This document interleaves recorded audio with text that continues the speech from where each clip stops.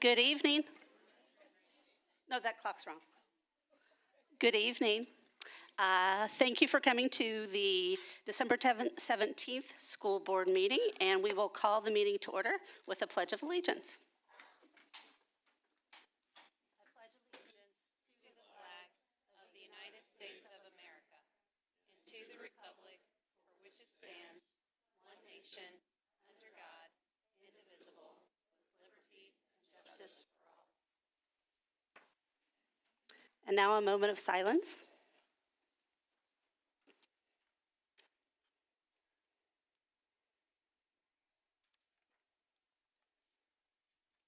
Thank you.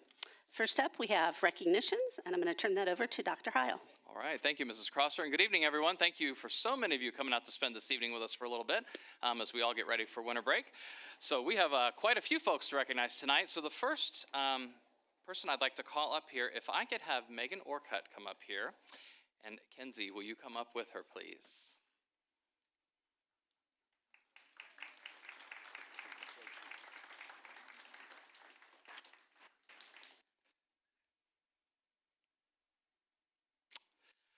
So each year, our district selects a piece of student artwork to feature on our holiday card that represents Noblesville schools. And this year, our student artist is Kenzie Evans, who's a third grader from Promise Road Elementary. So please help me, please join me in congratulating her on this exciting accomplishment.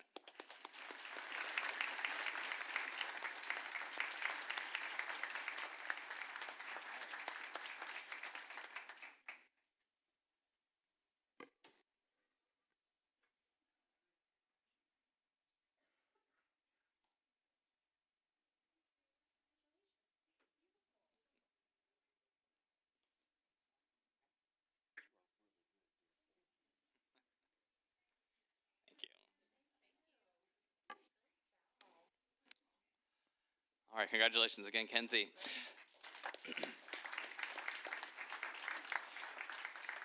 So next, we are going to honor and recognize quite a few of our fall sports and athletes. So at this time, I'd like to ask Ms. Leah Wooldridge, Athletic Director of Noblesville High School, to come to the podium.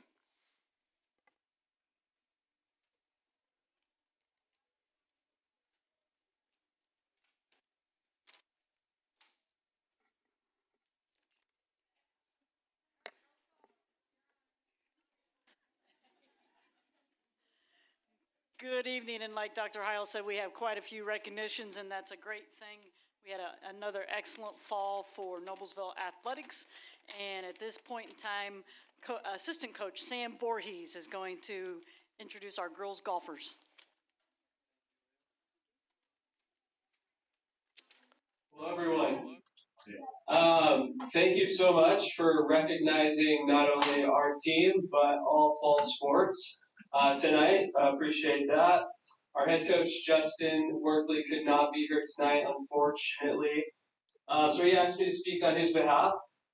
Thank you, school board members, so much, and Dr. Heil, and the entire Noblesville School administration for providing us the opportunity to represent our school and our community. We appreciate it. I'm not sure if he's here, but thank you, Dr. McCaffrey. There he is. And the athletic department, Leah Wooldridge, Rich Champion, Bobby Davis, for all their support and encouragement. I don't have a ton of experience interacting with different athletic departments, but I can't imagine it gets much better than this, so thanks, you guys. I'm Coach Voorhees, Sam Voorhees. We also have Coach Brenna Byrne here. And then we have actually our starting lineup for the state championship here tonight as well. So Sarah Shields, senior, is here. Olivia Anderson, senior. Josie Kelly, junior. Presley White, junior, and Olivia Fowler, junior, all here to represent. This fall, we had probably, if not one of the most successful seasons in Miller Girls Golf history. Some of the highlights include, if you follow along, I'll catch you up. 6 outright tournament wins throughout the season and an overall record of 175 wins wins and only 11 losses. So that's pretty much 175 times we shot lower than other schools, and only 11 times all season did other schools shoot lower than us. And I think that was only ever two or three schools, but we're not going to mention their names tonight. That's not what it's about. We were sectional champions and regional champions this year, winning both in the same year for the first time in almost 20 years. And we finished the season with a runner-up finish at the state finals at the Prairie View Golf Club not too long ago. So just incredible accomplishment for the program. Something we're especially proud of on the girls' golf team is just how incredible our depth is as a team, the depth of talent. There were multiple times this year that we had, on any given Saturday, 15 or 16 girls competing in tournaments throughout the state. So oftentimes sending teams to more than one tournament at a time, with times our second and third teams competing and often beating other schools' top varsity teams. So all that to say, this program's in an incredible spot, and we're planning on being very successful for a very long time. In addition to team success, we had many standout individual performances this year, and so we're going to highlight a few of those. And luckily, all of the girls are present here to achieve these. So we had 3 players this year qualify for all conference honors. So that's Kara Shields, that's Olivia Anderson, and Olivia Fowler. We had 3 players selected to the all-county team. So for the first team selections, that would be Josie and Olivia. And for the second team selection, that would be Kara Shields. And then we had 2 players who were first team all-state. So that would be, for the second year in a row, Josie Kelly again and Olivia Fowler. And then we had 2 players who earned academic all-state honors, and that again is Kara Shields and Olivia Anderson. So let's give them a round of applause, please.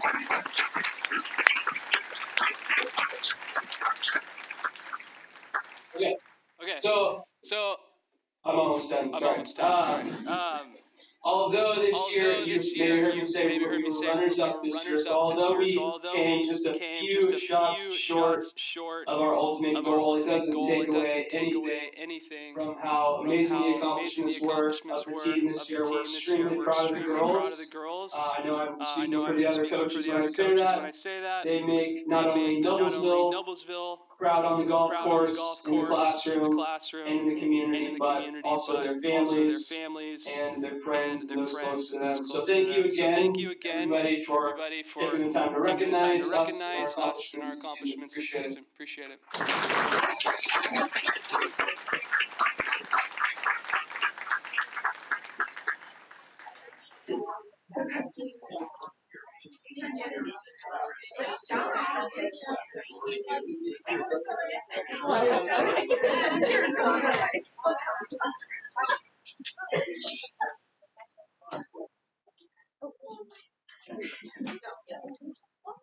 And our next fall sport recognition is your state championship girls soccer team.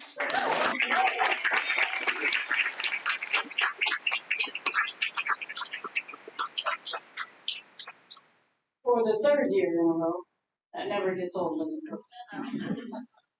And here to talk about the girls soccer season is HCC Coach of the Year, Mike Brady.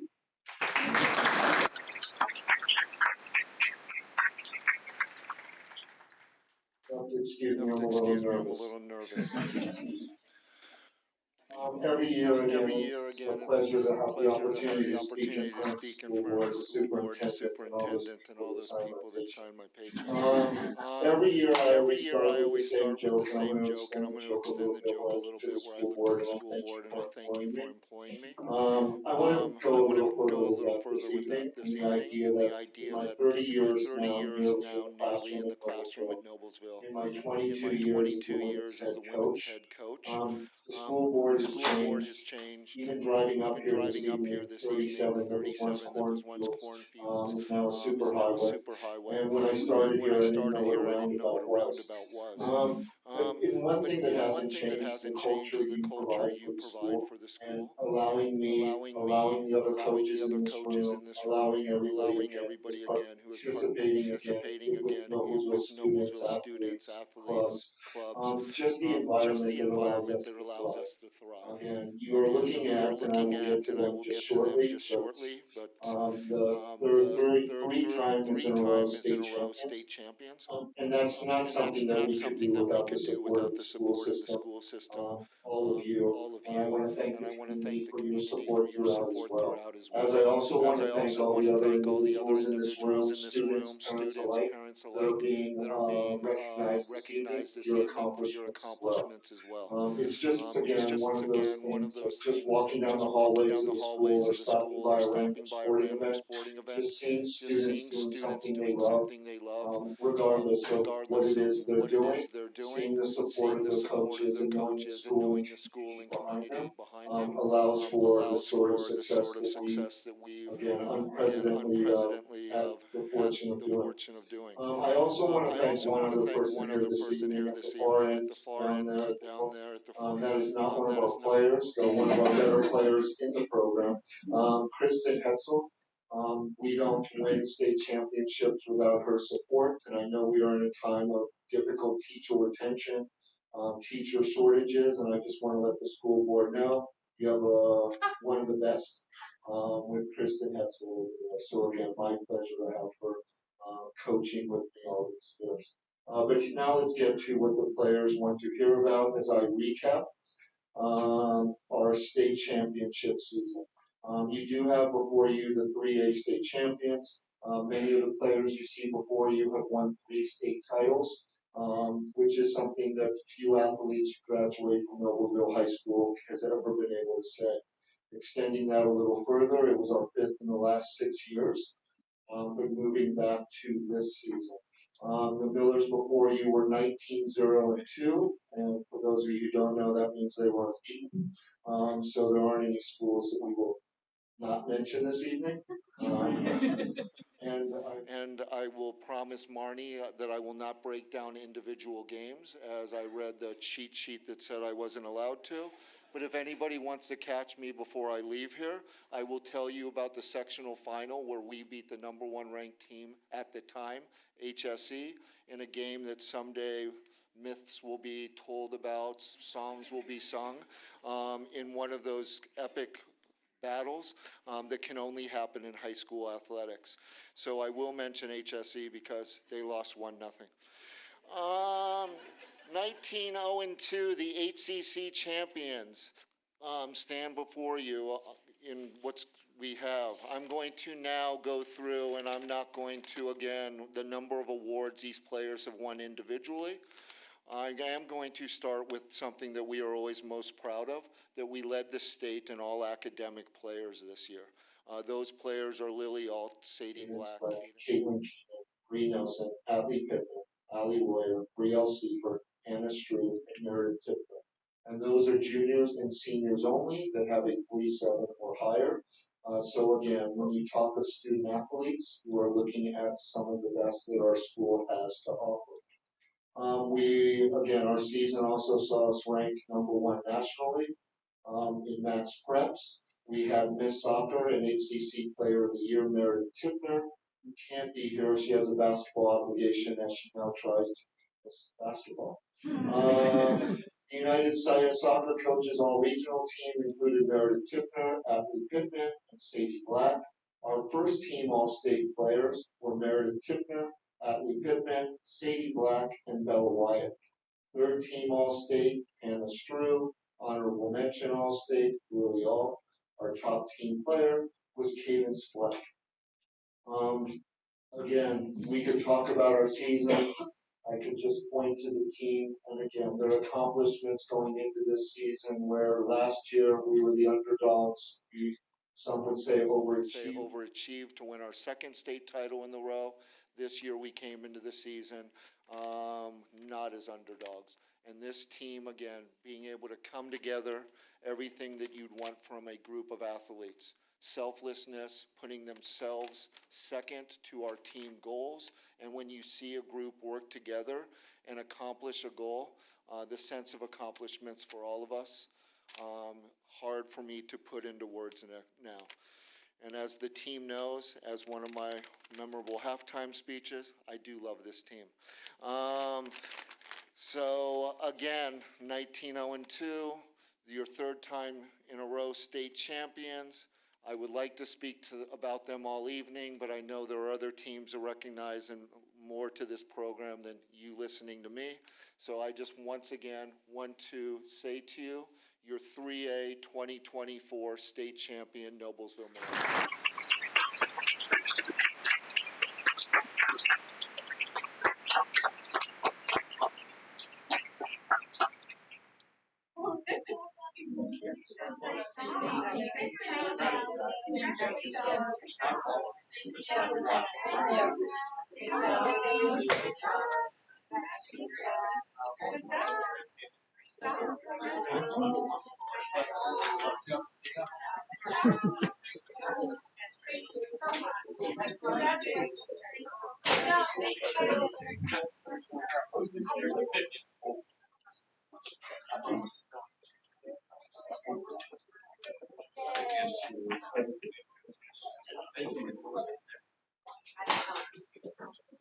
Hey, and our next team is our state runner-up boys cross country and head coach Bill Kinley.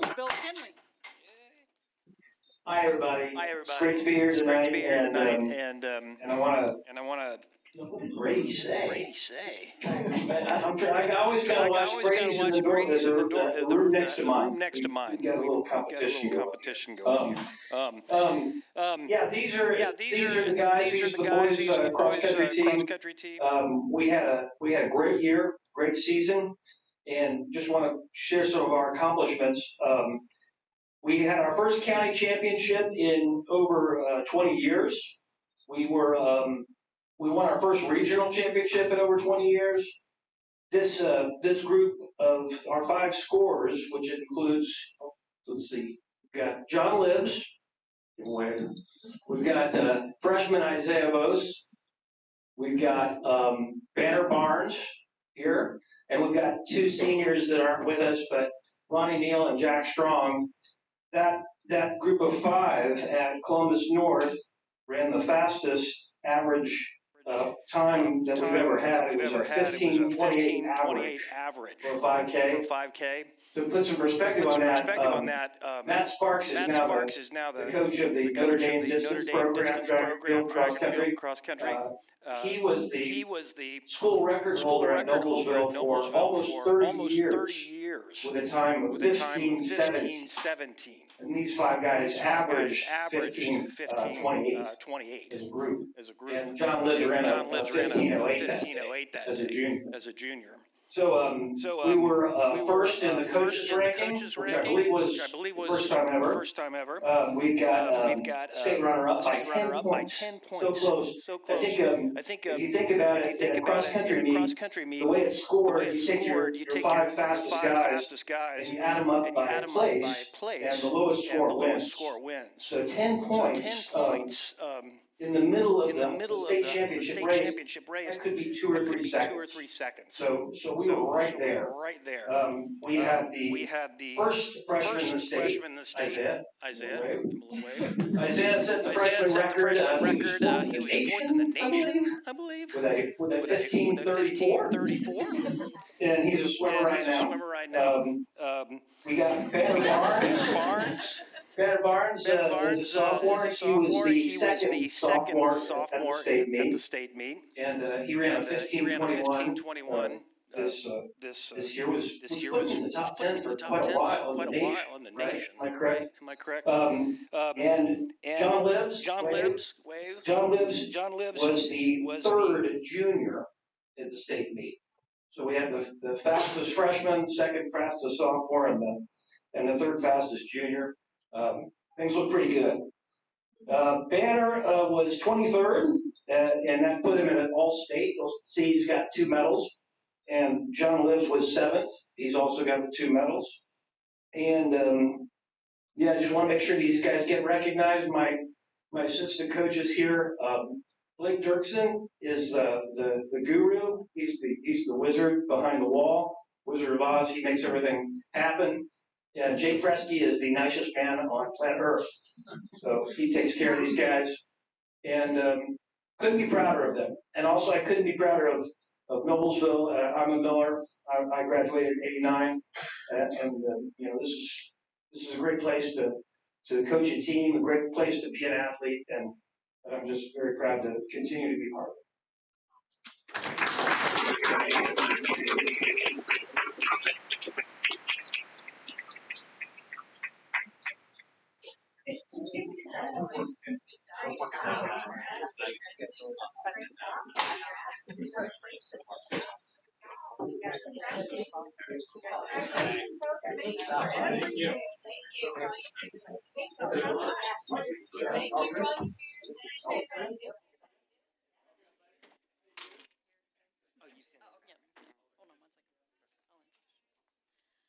Okay, our next team is girls cross country and also HCC Coach of the Year, Aaron Becker.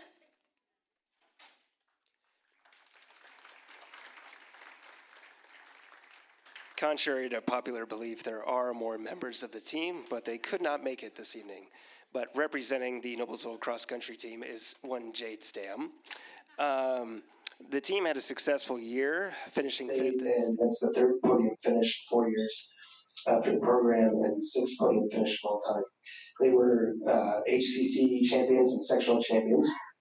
And the state roster included senior Riley Flynn, junior Ansley Applegate, sophomore Jade Stam, senior Brinkley Cooper, Lexi Miller, sophomore Kate Mumwa, and senior Ella Workner, and Gretchen Graham also assisting in the tournament lineup.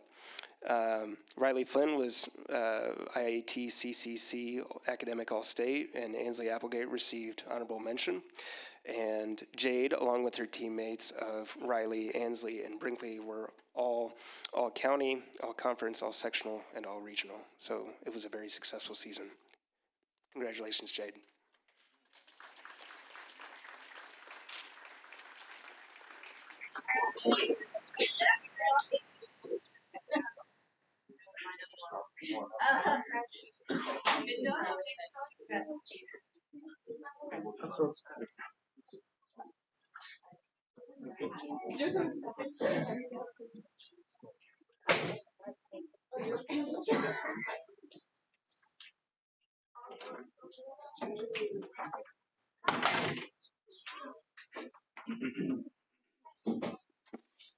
Okay, our next team is boys tennis. I thought Coach Pyle was going to be here, and apparently is not.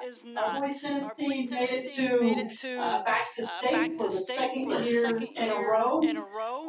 Quite an accomplishment as again, when you play in such a tough conference like we do, and the competition that we do for our guys to make it back to state for the second year in a row, again, is quite an awesome accomplishment. Extremely proud of them. Ethan, come here, buddy. Put you on the spot. Oh, man.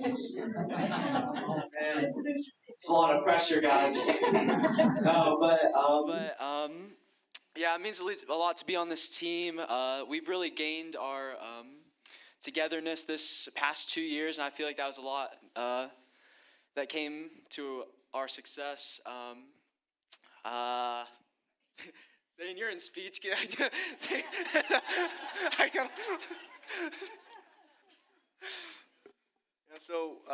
this year we actually were really together. Like he said, we went through our ups and downs this year, and we played a lot of tough opponents. But we made it back to state for the second year in a row, and we've never accomplished anything like this. So it was like a big deal to us to be here again.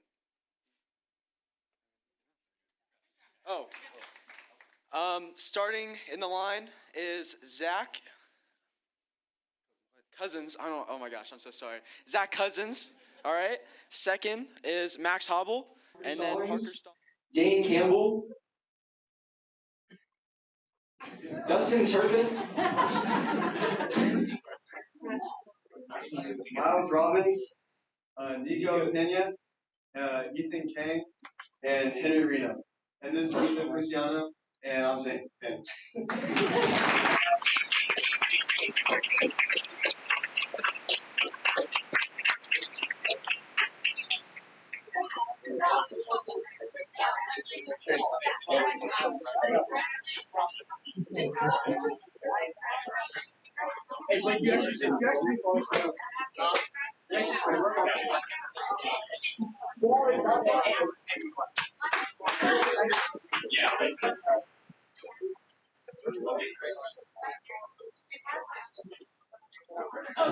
Okay, and next up is boys soccer, and assistant coach Thomas Doring will be presenting. All right, good evening, everyone, and thank you, the school board, for inviting us here tonight. Just as a quick recap of this previous season, unfortunately, we didn't have as much success as the previous 3 years, winning state the 3 years prior to that. But we still had a really great season and have quite a few individuals worthy of recognition tonight. And I guess one thing before getting into the individual accomplishments of the team here was just want to say to everybody here that this was the final season of Ken Delaski as our head coach, and want to thank him for all the time that he spent with Noblesville and the 3 state championships and all the other accolades that he earned while being here. So thank you, Ken.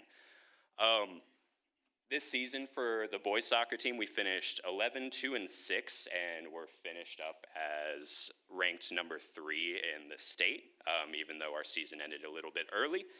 We tied for first in the Hoosier Crossword Conference and extended an unbeaten streak from the previous 2 seasons to 46 this season.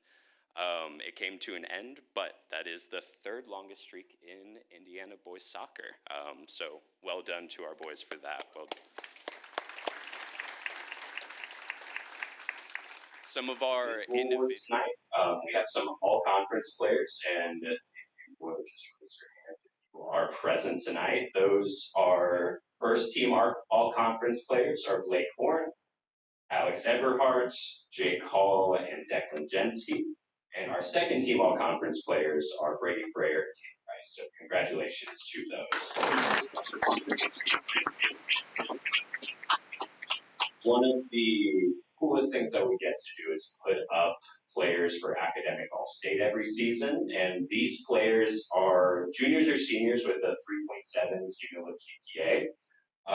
And playing a significant role on varsity. And we have quite a few of those this year. A handful of them are here tonight. Those are Alex Eberhardt, Brady Frayer, Anthony Fuentes, Jake Hall, Brady Hoover, Vinny Howard, Blake Horn, Corey Klimek, Caden Rice, Caden Todd, and Reagan Zepp. So well done to you all. And we had a few other recognitions for larger, like the section or the all-district team and the all-state team. And again, Blake Horn and Jake Hall were first team for all-district, and Alex Eberhardt made second team all-district. And we did end up with 2 players as all-state players, and those are Blake Horn, first team all-state, and Jake Hall, third team all-state. And we recently announced had an all-region player for Blake. So well done to this team, and thank you all.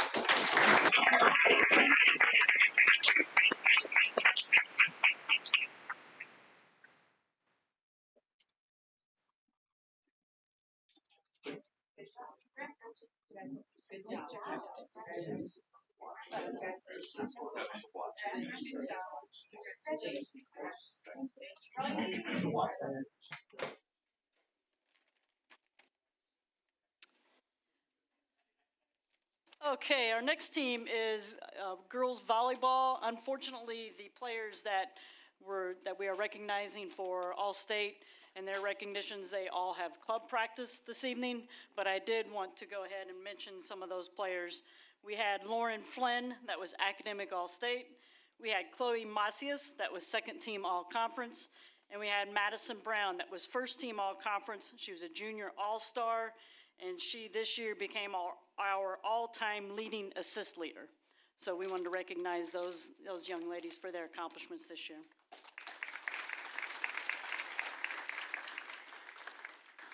And our last team recognition, but not least, if our football players that are here, if you would please come to the front.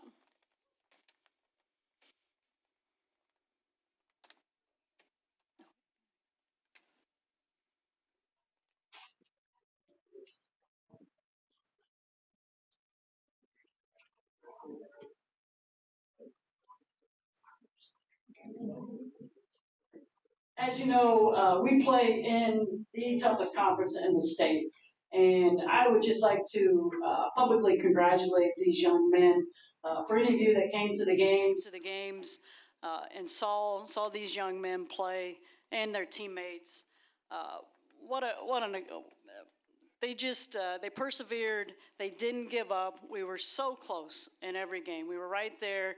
And in a time where a lot of players and a lot of kids would have just given up and said, I'm throwing it in the bag. I'm not going to practice hard. I'm not going to play hard.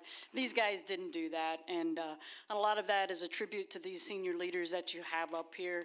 And so I really take my hat off to them that every game, every practice, they still came out, played hard, gave it their best.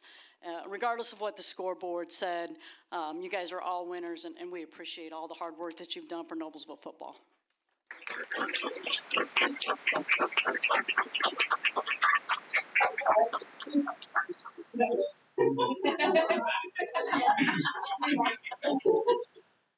So for all conference, we had Aiden Brewer, Indy Wilhelm, Brody Gupp, Michael Bennett, and Cam Mullen.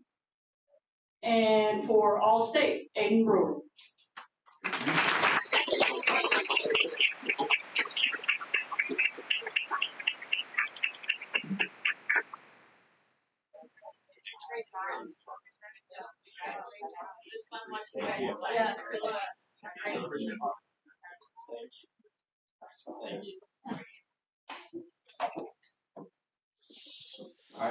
All right, well, congratulations again to all of our fall athletes, and we are already in the winter season, and we'll be celebrating those student athletes in just a few short months.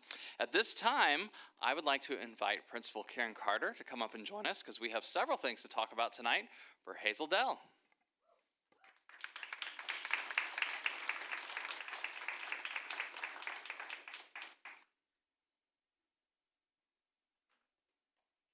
Thank you for having us here this evening. We are super excited to be able to talk about some of our Hazel Dell teachers. So could we have Ms. Booz, could you come on up here? And Ms. Rogowski, come on up. And Ms. Stoller. And Mr. Davis is going to share a little bit of information about each one of these wonderful staff members. Go right there.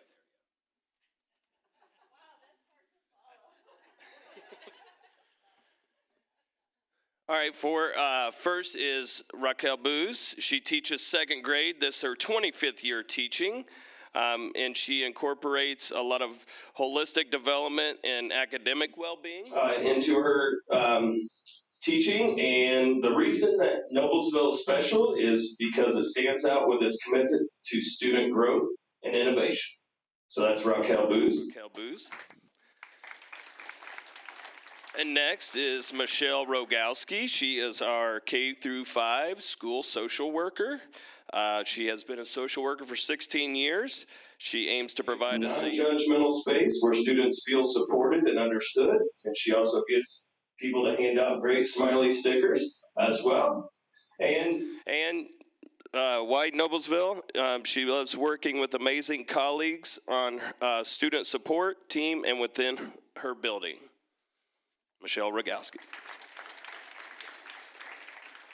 And next is Shelly Stoller. She is our multilingual learner collaborative teacher for grades K-5. Long title, but we know an ML teacher for us. And she working with the ML students for 8 years. And her goal is to build confidence and pride in students' bilingual abilities. And then for Noblesville, Noblesville School embraces students and differences and encourages curiosity. Shelly Stoller. And then come back. Oh, I'm not done yet.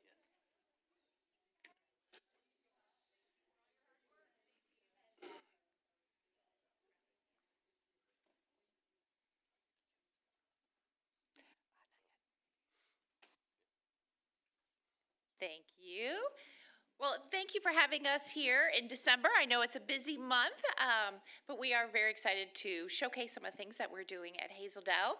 And tonight we're going to be talking about how we're celebrating school culture. We were very excited when we learned about the strategic goals that were set, and we love all of them, and we decided we're going to showcase and really talk about school culture this year. This is an area that we're excited to partner with the whole district and kind of learn and grow alongside all of you as we work on school culture. This is an area that Mr. Davis and I are very passionate about, and we have a lot of energy behind that in our building. So as we talk tonight, we're going to talk about these areas that are bulleted here, because we believe that building that strong culture and bringing that sense of belonging for students and staff is critical to learning.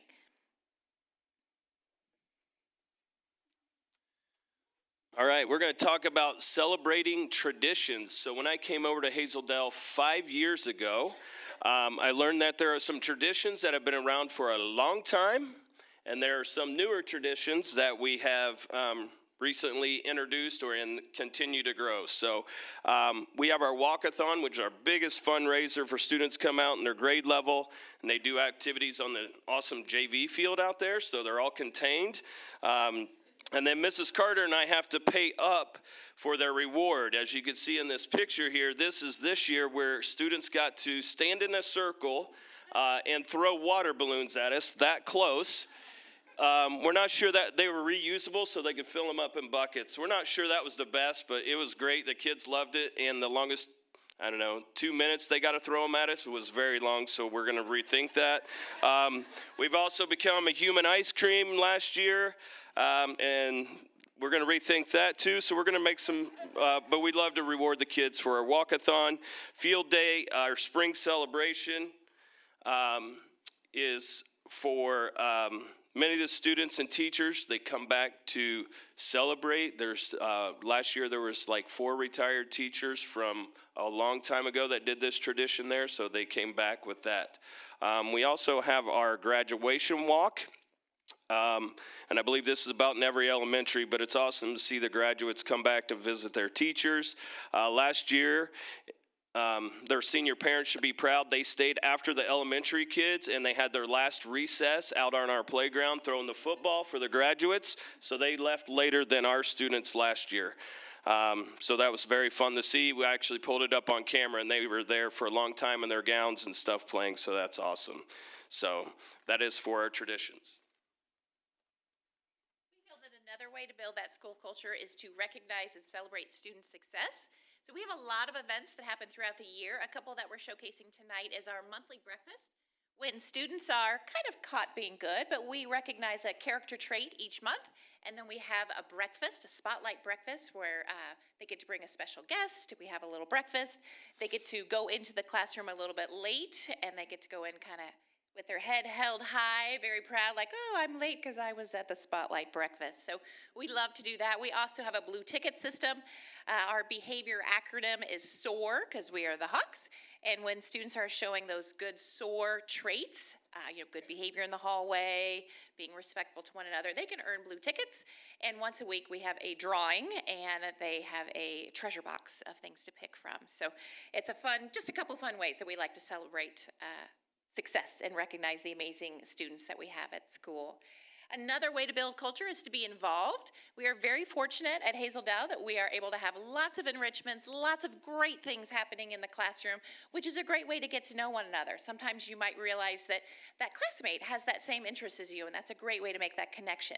We also have a lot of clubs at Hazeldale. All of our schools across the district have amazing clubs. We're super proud of the variety that we offer at Hazeldale. And today, we do have a couple clubs with us that are going to be presenting. So if I could have our Healthy Hawks, they're going to talk to you a little bit about how they, too, are helping build our strong culture at Hazeldale.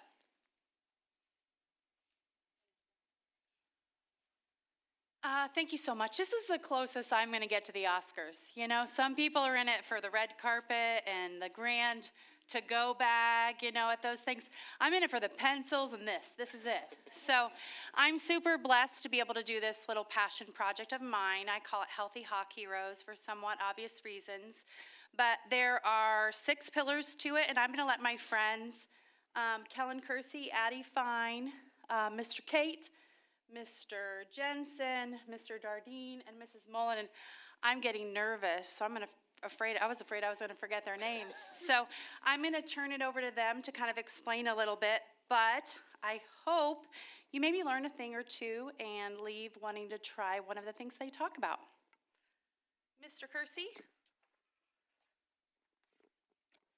For our first pillar is sleep. We need 8 hours or more hours of sleep each night to help our bodies feel good and stay active. And we need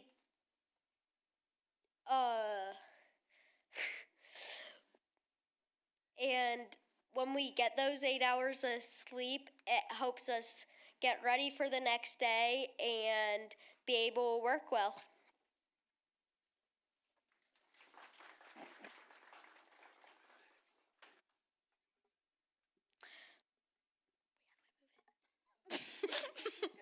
Okay. For our second pillar is our orange bead helps us remember that gratitude attitude is the best. Naming 2 people, places, or things we're grateful for and why they can help us rename any negative thinking. We also have this gratitude journal that we use to write any feelings or thoughts that we have.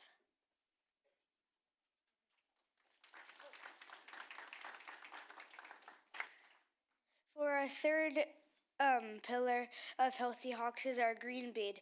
It reminds us that grounding is as important as sleep.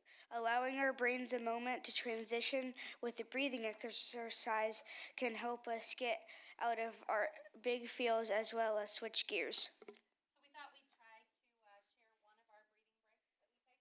Would you be game? Okay. I just got this ball. We're going to do 4 in, hold 4, and breathe out 4. Everybody in the room can try it. It actually brings your heart rate down. It can help you get through the rest of this. Okay?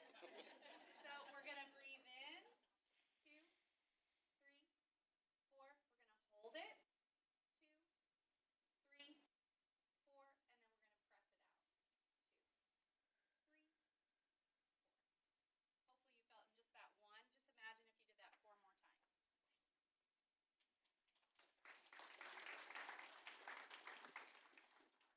Our blue bead is there to help us fuel and flush our bodies with water. Our minds cannot think clearly, our moods aren't regulated, and our bodies can't perform well without it.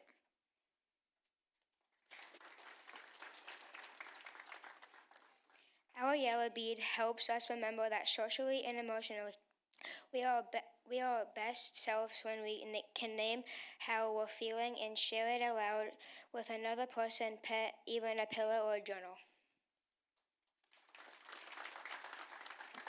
So my friend Rosie's going to share our bracelet that they were mentioning. So we've got beads to help us prompt. Oh, and I'm cutting you off. Stop. Rosie's not doing that yet. Hang on.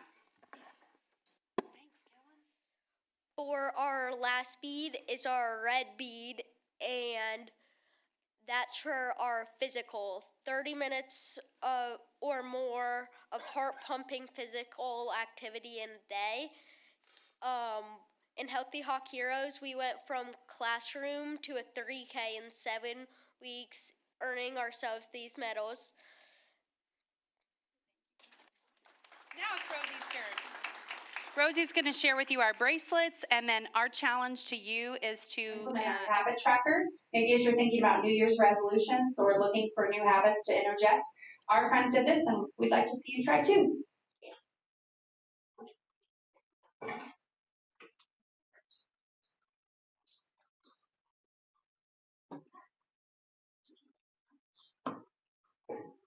All right, while we're doing that, we'll continue on.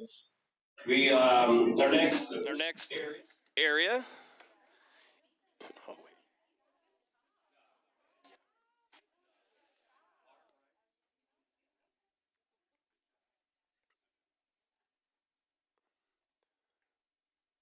All right, as we continue on, our next area is looking at fostering innovation. We have buddy classrooms that either grade levels pair up and they get together once a week or every 2 weeks and work with that. We have service projects with our motto of make your mark. We just had a classroom do a book drive, and we were able to, as a school, collect 1,392 books to donate. So one teacher took them over to an area and unloaded all those with with another lady, so that was a lot of books there. We have live announcements that we do every Monday and Friday. We try to set the tone with a positive note or going over our SOAR procedures. We're also looking at building partnerships. At Hazeldale, we have an amazing support from our parents, our community, administration here. If there's an event, if you know, you better believe the parking lot is always full, okay? You may have to walk a ways away. Even the new baseball edition there doesn't hold all of our parking. So, and they always show out for our events. We have Fun Run, Hawks with Heart, STEM Night, a science fair, which is a huge turnout for students, and some of the school board members have been judges for that.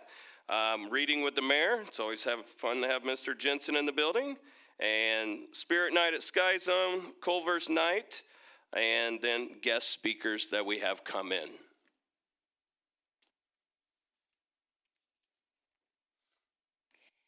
So we've shared many components that build a strong school culture, but perhaps one of the most important components is having fun and building those lasting memories together. We have had many fun things occurring at Hazeldale, a lot of which you have already seen through our clubs and various activities. A lot of you were part of our Farley fan club when Mr. Farley was given an award. We've had Boomer come to school. This year we're working on bringing in Blue. We've hosted a lot of school parties. One of our favorite school-wide parties, I don't know if the kids agree, we played bingo across the school. That was pretty fun. Live streamed the whole thing, every single class playing bingo at the same time. It was a lot of fun. Also in the classroom, our students do a lot of fun brain breaks and team building, but our staff, we do them too. We have a lot of staff games that we play. We have done staff yoga. In fact, Mrs. Rogowski's also a certified yoga instructor, so we're going to be tapping into that even more. And with the holidays, we had a gingerbread house decorating contest with the staff. We've had a pumpkin decorating contest that the staff secretly decorated the pumpkins and the students did the voting. So we find ways to kind of keep us all connected and all involved and having fun. And of course, this week we are doing a lot of our dress-up days to kick off the last week before winter break. So as we begin to wrap up our presentation tonight, we have one more student group that we would like for you to meet.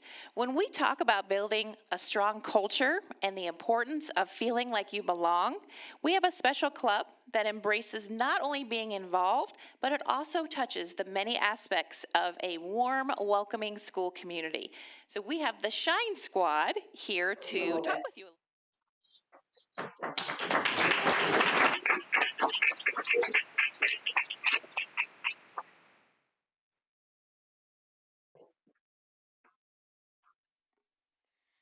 Hi, we are the Hazeldale Shine Squad. We are a leadership and kindness club with the mission of spreading kindness throughout our school and community. We would love to share some of our favorite activities with you.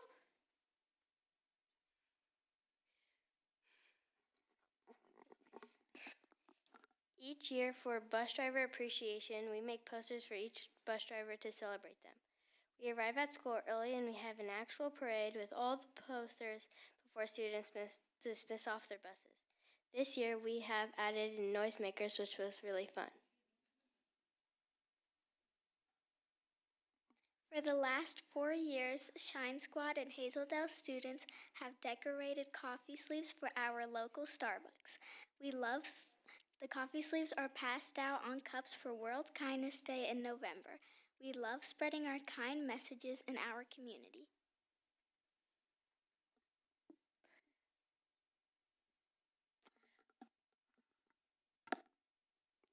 World Smile Day is celebrated in October and is in honor of the first smiley face, which was created in 1963.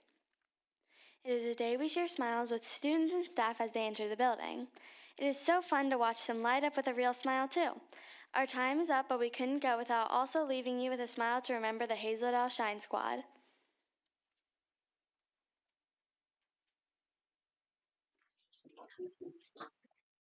Thank you.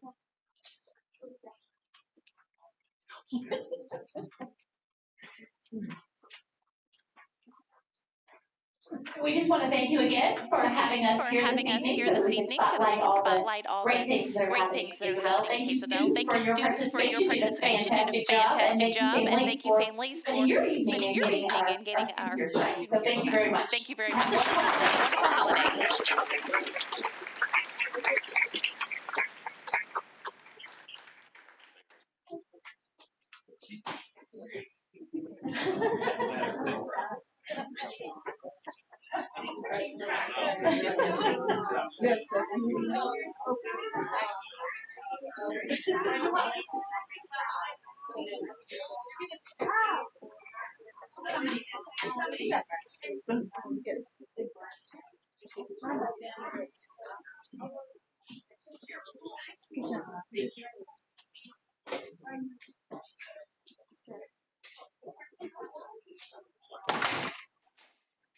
All right.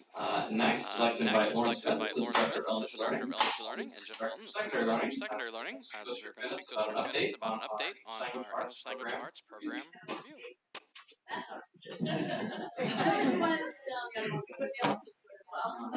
Hopefully you have stickers. Hopefully you have stickers to go.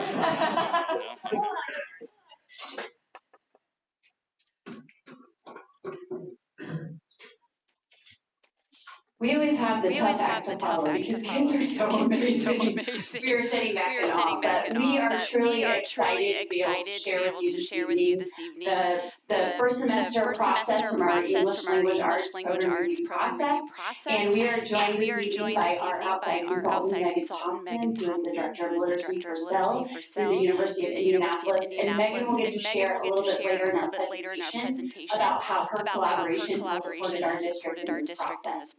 But first of all, before we dive in, we want to take a moment to certainly celebrate and recognize our K-12 program review committee members. Our committee is comprised of teachers, staff, administrators, parents, school board members, and of course, Megan, our outside consultant. So you received an extensive report outlining our process, but our goal tonight is to provide you with some quick highlights and a snapshot of the work that's been happening so far this school year. The last program review in English Language Arts took place back in 2019. The purpose is to study, learn, and research together while grounding our work in instructional practice. This allows us to gather an accurate snapshot of teaching and learning in our district. This culminates in recommendations for action that we will be sharing with you tonight. A program review serves as our call to action and as a blueprint for success, where everyone plays a vital role in its success. Our work as a committee is tightly aligned to our framework for learning, as well as the goal of academic excellence as part of our strategic plan. As we continue to operate as a professional learning community, you're going to hear the word learning a lot tonight. Please don't keep track. But our goal is always to ensure high levels of learning in every school for every student in Noblesville schools. And that also extends to every adult learner in our district as we continue to strive to move teaching and learning forward in our district. And that's for when our kids are with us here and when they beyond high school. As we think about the approach we've taken this semester with our program review process, we've been able to replicate a process that's comprehensive and allows for various feedback from stakeholders, including students, staff, families. It's grounded in belief statements. It also allows us to conduct classroom walkthroughs, as well as data review, which includes aspects of student performance, along with reading and research. All of this systematic approach is coupled through, I almost if you envision a circle around that image, with shared knowledge building and continued professional learning. And now I'm going to turn it over to Megan Thompson to tell us a little bit more about that professional learning.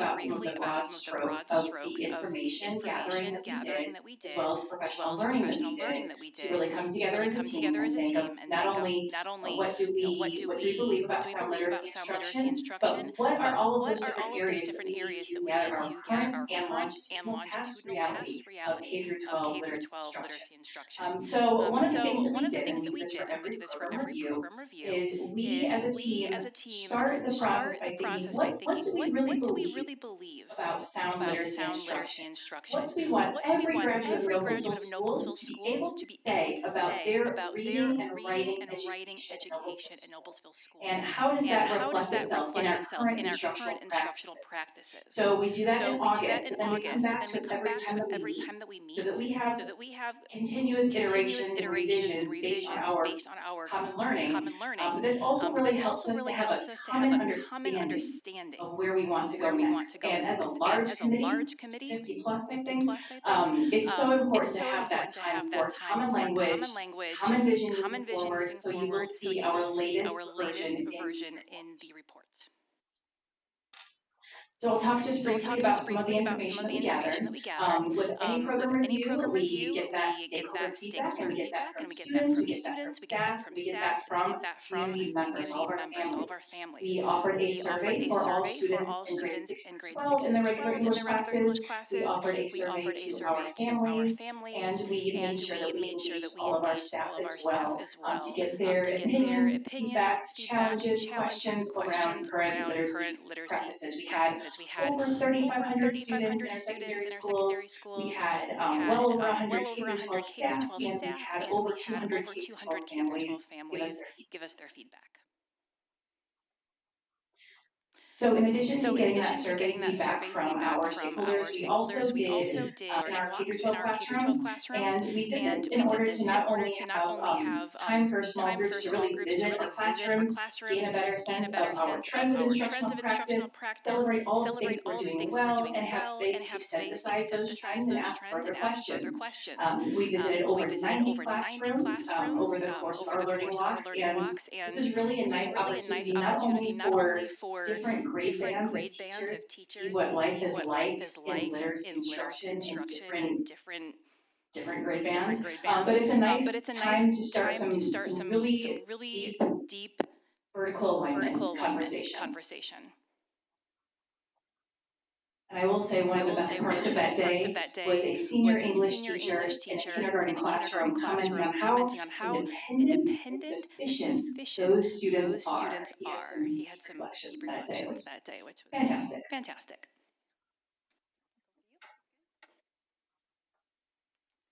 So as you heard, you've gotten a quick snapshot into the different aspects of our program review process thus far.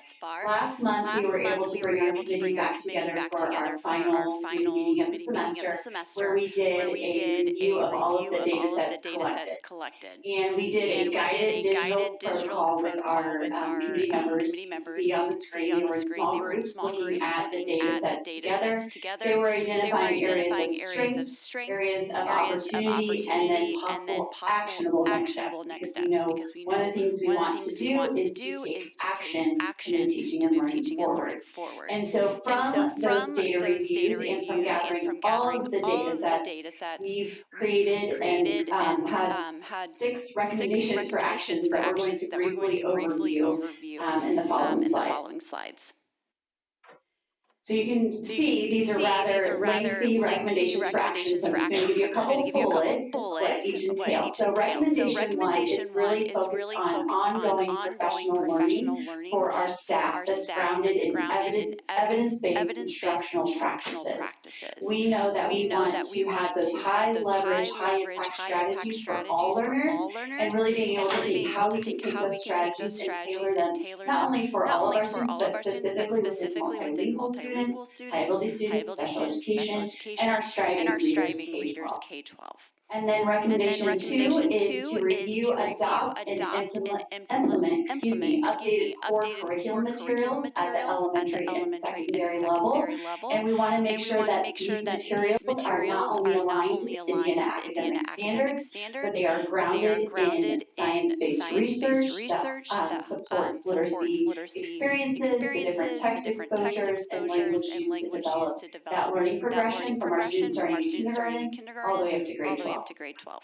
Finally, recommendation 3 is within our core curriculum materials. We want to be able to implement those again with high yield, high leverage strategies, specifically focusing in on those foundational years of grades K through 3 within the core instruction in the 90-minute reading block that's grounded in reading research. And Jen's going to give a quick overview of the other 3 recommendations.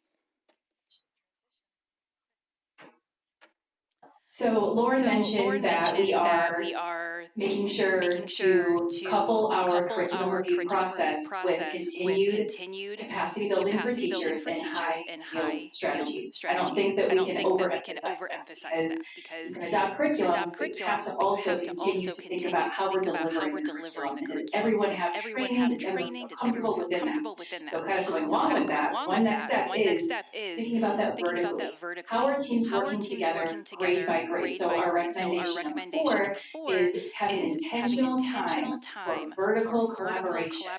And not having this always be school-based, but making sure that we have intentional time, job embedded during the day for grade levels to come together and talk at the district level. What's working well? What are we doing? How do these skills progress from grade to grade? And making sure that we are also prioritizing those transition grades, 2 to 3, 5 to 6, 8 to 9. Recommendation five is really thinking about making sure we have the best resources available, not only for progress monitoring over time, but for establishing diagnostics and baseline for all of our supporting reader interventions across the district. We have some very strong practices in place for our support systems, but making sure that we continue to grow that and develop a stronger system of support K through 12. Last recommendation, we want to continue to increase our public-facing celebrations, news, and development of what are we doing with reading education in Noblesville schools. There is so much to celebrate. There is so much to work with our parents on when it comes to making sure we have that same shared vision for our goals for literacy education, and that we are celebrating that when we see it in action, noticing and naming what we want more of. So we want to be intentional about that, and that's why we included it as a recommendation. So next steps. Feels like it was longer than a semester that we had to do this work, and now the real fun begins because we have in semester two our time in the spring semester of this year to really start digging into a vetted list of curricular resources. The ones that we are looking at are evidence-based, they are vetted by third party, they are given to us by list from the state, and we want to engage not only our committee, but the larger group of educators K through 12 that teach literacy in really deciding what would be the best fit for our students and teachers.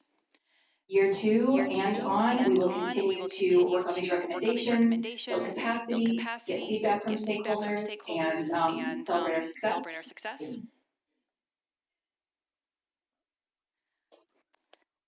We could talk for like another hour on this, but we will not.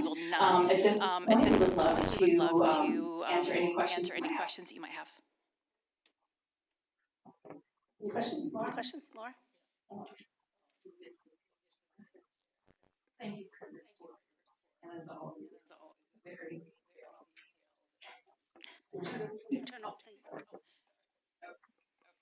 all right. In your 44-page report that you sent to us, I have a couple questions.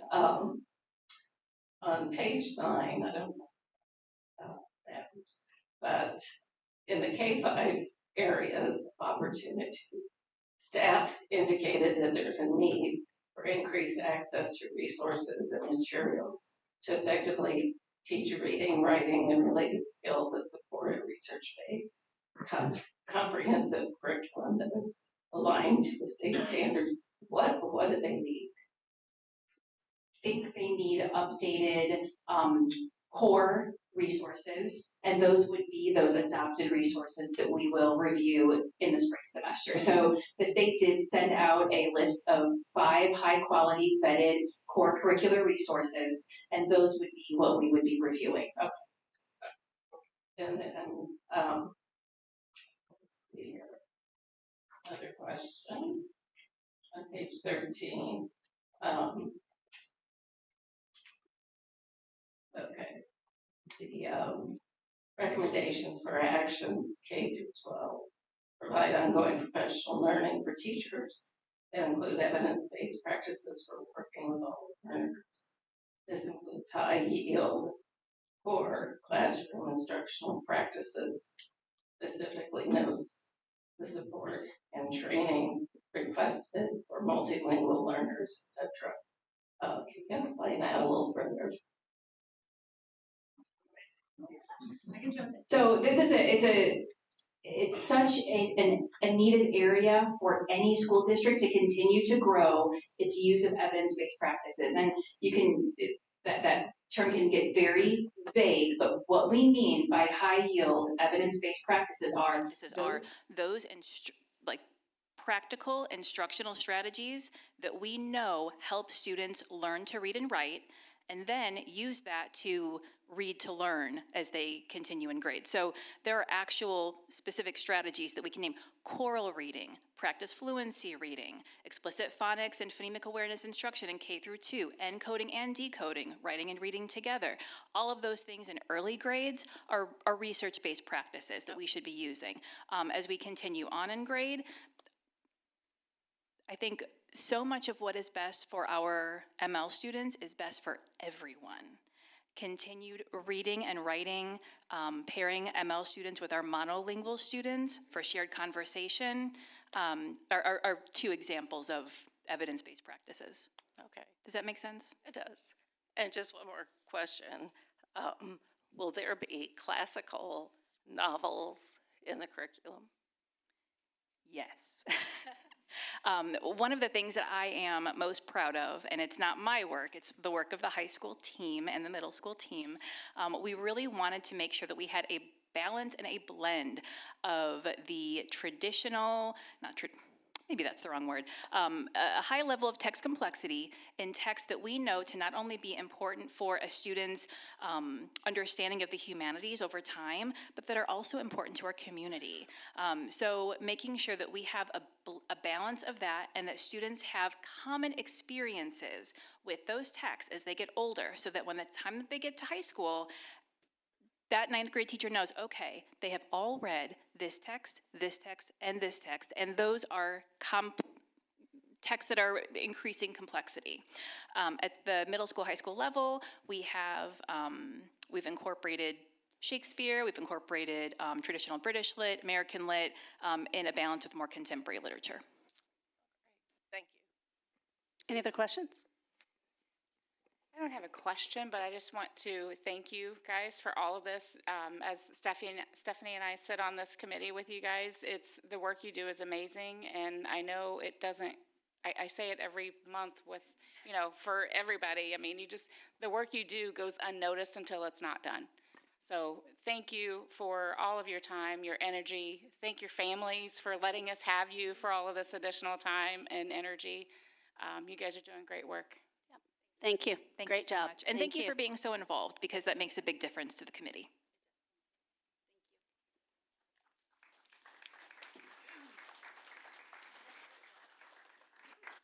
All right, our final report this evening is on ML and EL education. So I'm going to invite Dr. Shelley Bethel up to the podium. Thank you. Talk about a hard act to follow. But good evening, school board, Dr. Howell, cabinet team, Noblesville School staff and community, and most of all, my ML team teachers. Why am I emotional? Because that's who I am. So thank you for the opportunity to share. This is going to be just an overview of multilingual education within our Noblesville School District. And the goal of the presentation is to teach and tell a little bit more about our ML student population, our student and staff experiences, and our school district's collaborative approach to providing ML supports for the students and families that we serve. So as a collective, our work within ML education, of course, aligns with our district strategic goals, and specifically pointing out our commitment to academic excellence, compassionate care and support, engaging community relations, and exceptional staffing. The ML Collaborative team is comprised of 23 educators that are leaders and experts in their space. And secondly, our work aligns with our framework for learning, focusing on learning-centered and collaborative culture. Board, I shared a few key items with you last night, the video piece with our staff and student experiences, and key terms. And as an educator, it's important for us to build background when we're sharing information. I want to spend a moment just to highlight the term multilingual education. Why has Noblesville Schools selected these two words to encompass our programming? We identify our program with these words because it reflects our district's dedication to fostering a culturally rich and inclusive learning environment for all students, staff, and families. Our approach to supporting our students extends beyond English language development. I'm going to share with you just this data piece. So if you look at the first column on My left, it says we serve 894 multilingual students representing over 55 languages in 65 countries. So monthly, we collect enrollment data. So there is a slight change or shift in the numbers as our students exit our ML programming or they leave the Noblesville School District. So that number is ever changing by month, and we capture the total number of students in enrollment through our IDOE data collection at the end of the school year. But most importantly, we believe that multilingualism is an asset, and it enhances our memory, worldview, and our academic performance. We provide English language support in our content-based area classrooms, K-12, so that our students not only exceed, but they meet their full potential.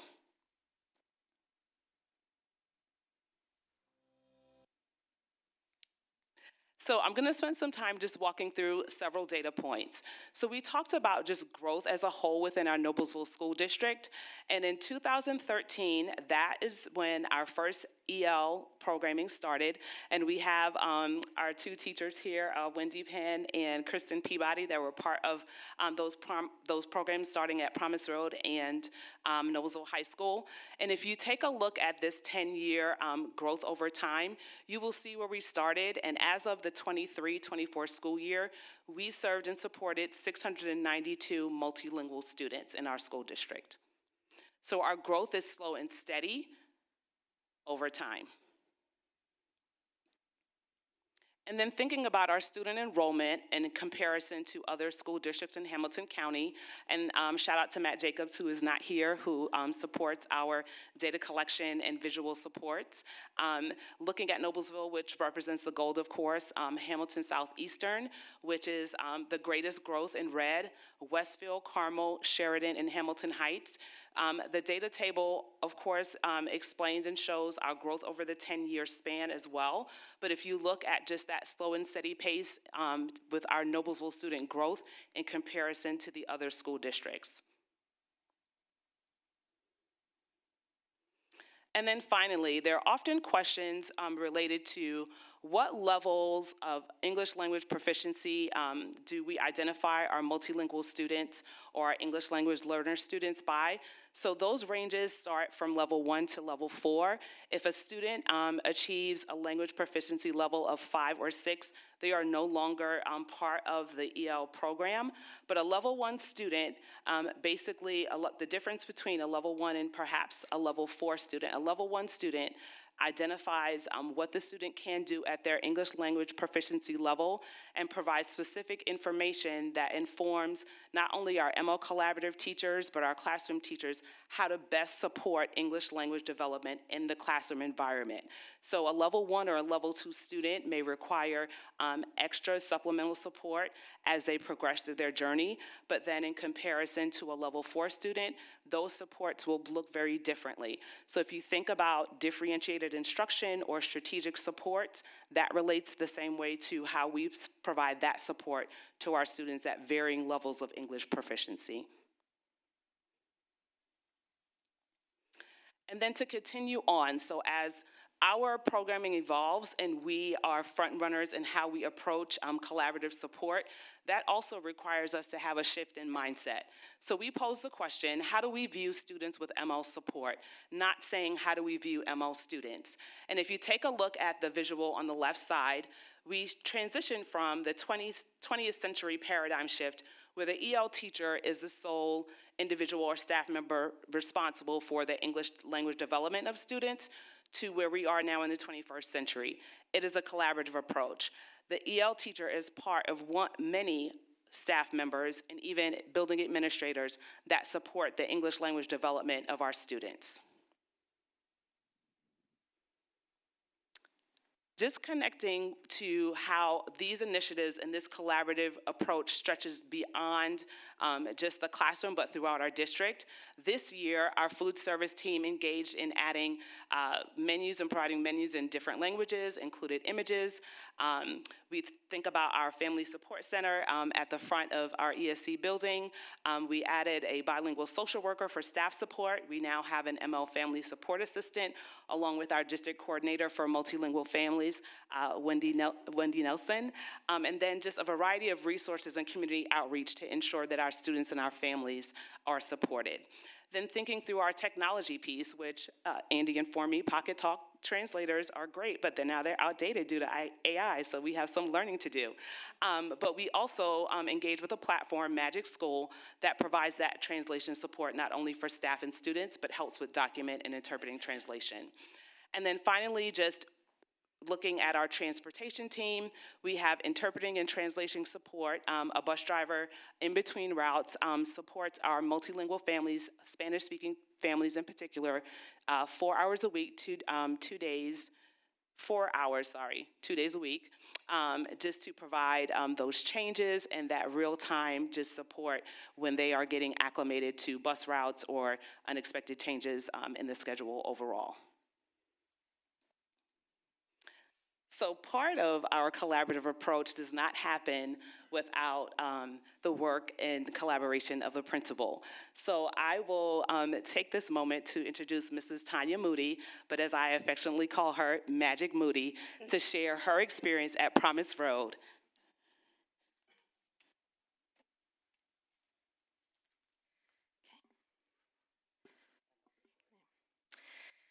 Thank you. I am honored to be here tonight as really the leader of the most diverse school in Noblesville. But I think I was specifically invited to be here tonight because my school is Promise Road, and my message to you tonight is going to be one of promise. You've heard a lot about the nuts and bolts, really, of our multilingual learners. But I want to share really a very simple and direct message to you about promise.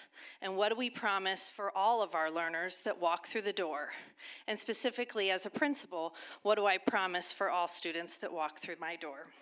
So when I think about all of my learners, I think about what we are going to give them, especially our multilingual learners. And that's high expectations. We're going to give them language, we're going to give them numeracy skills, literacy skills, and we're going to teach them citizenship skills so that when they leave Promise Road and they go to East and West or Noblesville High School, they can be successful.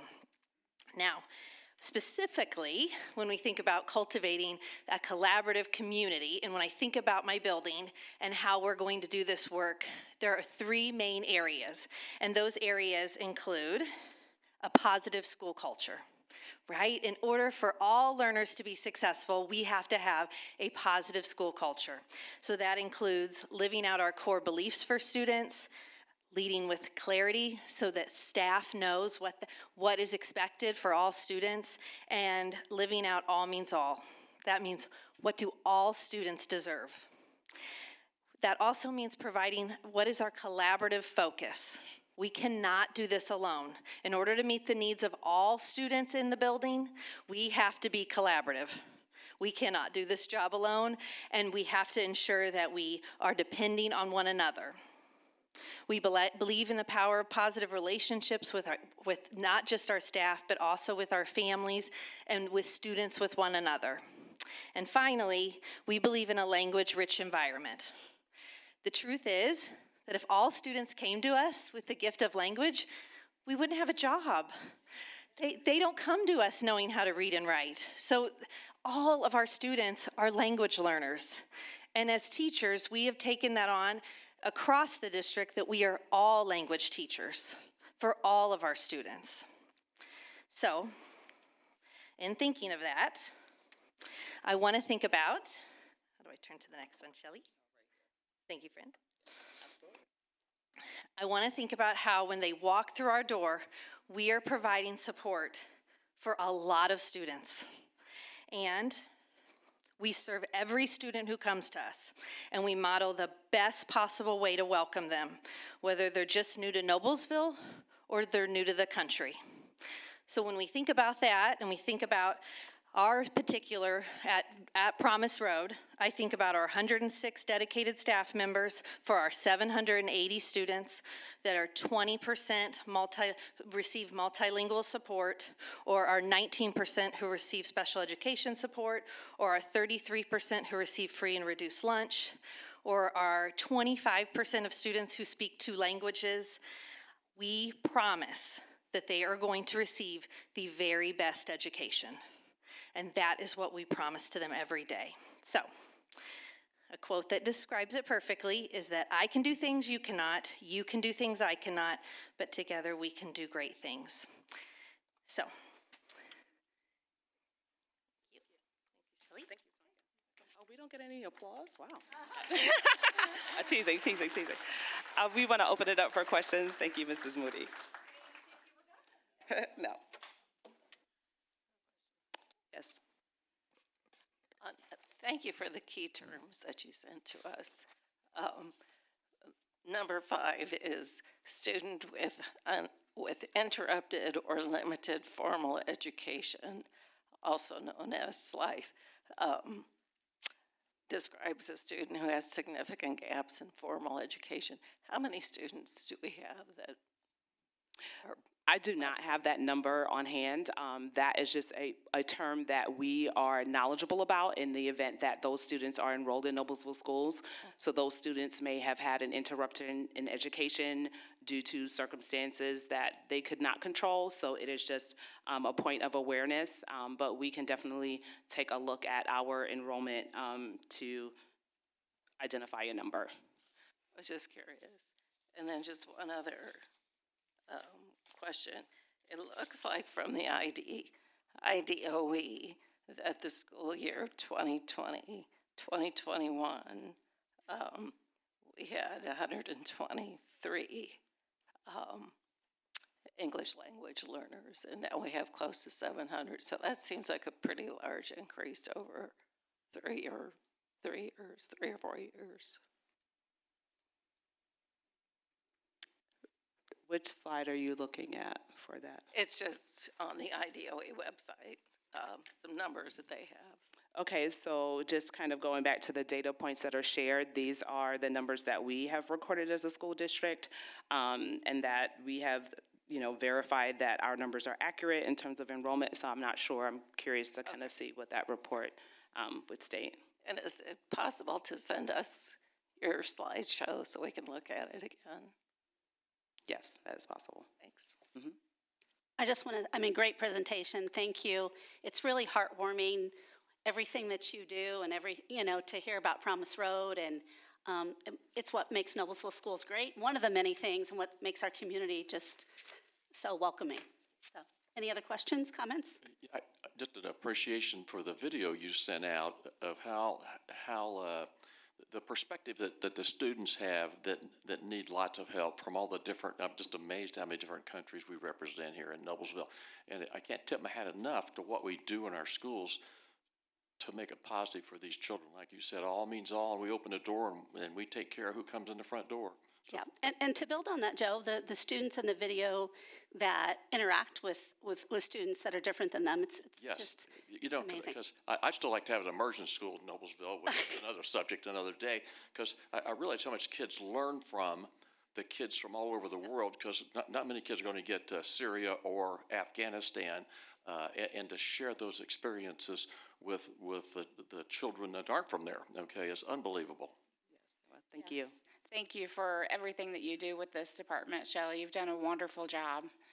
And we focus on how can we help the ML students. We often forget how they actually help us too. So, like Joe said, a lot of people don't get the opportunity to go to these other countries. So when those students come to us, then we kind of, can communicate that way. And it's great to have that as an eye-opener because we do learn a lot from them as well. So it goes both ways. Thank you. And I do not, and Mrs. Moody, we do not do this work alone. It is the collaboration across the district. We could not do this work in a silo. So I applaud everyone that is connected to supporting our students and our families. I appreciate the positivity. That was saying that you promised to give everyone I didn't clap because I was kind of stunned and was almost crying. So, but I love the attitude. I love the positivity because I know this is hard work. You guys are shining a very wonderful light on it, but I know it's hard. So we appreciate all the work that you're doing to make those kids successful and to work together. And thanks for being positive. Thank you. Thank you. Anything else? All right. Thank you. Thank you.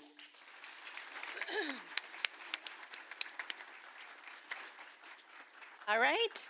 Next up, we have public comment. And just a brief reminder that we ask for the respectful behavior from the speakers in the audience. And we have one speaker tonight, so I'm going to call her up, and she will be speaking. If you'll say your name, your full name, your group affiliation. So Lilia Ramirez.